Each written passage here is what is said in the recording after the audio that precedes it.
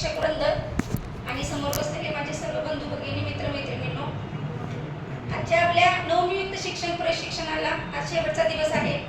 तर मी माझी एक स्वरचित कविता तयार केलेली आहे प्रशिक्षणावर, तीच तुमच्या समोर सादर करते. माझ्या कवितेचं शीर्षक आहे प्रशिक्षण. लाभले सन्माननीय सुलभ उत्तम तज्ञ मार्गदर्शक.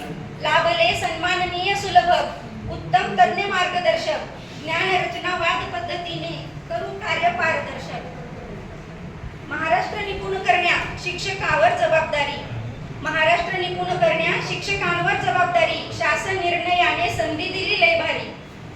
मुलींचे शिक्षण ICT, NEP, HPC आणि स्पर्धा परीक्षा. मुलींचे शिक्षण ICT, NEP, HPC आणि स्पर्धा परीक्षा.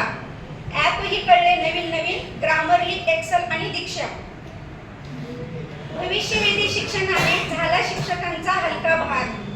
भविष्यवेधी शिक्षणाने झाला शिक्षकांचा हलका भार. तणावाच्या व्यवस्थापनाने झाली मानसिकता थंडगार.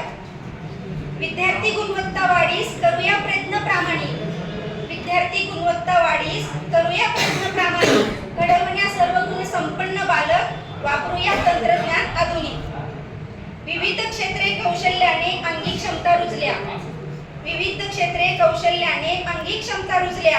हसून हसून थोड्याशा नयनकडाही भिजल्या. नवनियुक्त शिक्षण प्रशिक्षणामुळे ज्ञानात अधिकच भर पडली. नवनियुक्त शिक्षण प्रशिक्षणामुळे ज्ञानात अधिकच भर पडली. झाले शिक्षक सकारात्मक, शाळेची कोडी आणि ओढही वाढली. मिळाले नवीन मित्रमैत्रिणी.